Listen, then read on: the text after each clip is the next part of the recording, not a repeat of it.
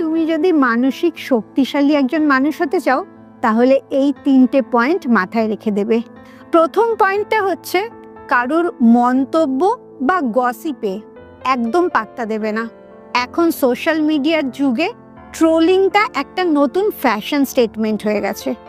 তুমি যখন উন্নতি করবে অবভিয়াসলি তোমাকে যেরকম কিছু লোক পছন্দ করবে সেরকম কিছু লোক অপছন্দও করবে, আর তারা ট্রোল করবে। যত ট্রোলড হবে বুঝতে পারবে তুমি কিছু একটা বেটার করছো, তাদের থেকে কিছু একটা আলাদা করছো এবং অবশ্যই সাকসেসফুল হচ্ছ, তোমাকে লোকে চিনতে শুরু করছে। তাই লোকের ওপিনিয়ন আর ট্রোলিং গসিপকে একদম পাত্তা দেবে না। 2 নম্বর যেটা করবে, সবসময় নিজেকে ডিসকমফোর্টেবল রাখার চেষ্টা করবে। শুনে খুব অবাক হলে তো, কারণ বেশিরভাগ লোকই এই কমফর্ট জোনে আটকে যায়। যেরকম জীবনযাপন আছে তাতে এত বেশি অভ্যস্ত হয়ে যায় যে সেটাকে চ্যালেঞ্জ করে না। তুমি যদি কমফর্টটাকে চ্যালেঞ্জ না করো তাহলে কখনোই উন্নতি করতে পারবে না। তাই সব সময় নিজেকে ডিসকমফোর্টেবল বা আনকমফোর্টেবল রাখার চেষ্টা করো। যেমন যে হাত দিয়ে দাঁত মাজো চেষ্টা করবে কালকে থেকে সকালবেলা উল্টো হাতে দাঁত মাজতে। দেখবে তোমার একটু কনসিয়াস হয়ে কাজটা করতে হবে। যে কাজটা খুব কমফোর্টেবলি করো সেই কাজটাকে আরেকটু বাড়িয়ে দেবে, যাতে সেই কাজটা শেষ করতে তোমার মাথাটাকে বেশি কাজে লাগাতে হয়।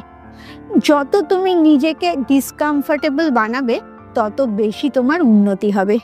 আর 3 নম্বরটা আজকের ডেটে ইন্টারনেটের যুগে খুব দরকারি।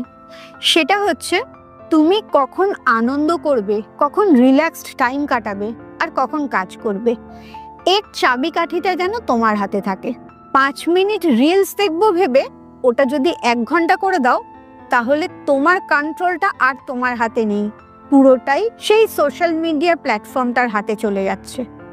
এই সোশ্যাল মিডিয়া প্ল্যাটফর্মগুলো সারা দিন রিসার্চ করে কি করে আমাদের সময়টা সে নিতে পারবে, আর আমাদের লড়াইটা হচ্ছে কি করে আমরা নিজেদের সময়টা এদের থেকে বার করে আনতে পারবো। তাই তোমার লাইফের কন্ট্রোল, তোমার প্লেজারের কন্ট্রোল, তোমার টাইম নষ্ট করার কন্ট্রোল, এটা যেন তোমার হাতেই থাকে, সোশ্যাল মিডিয়া প্ল্যাটফর্ম বা অন্য কোনো মানুষের হাতে চলে না যায়।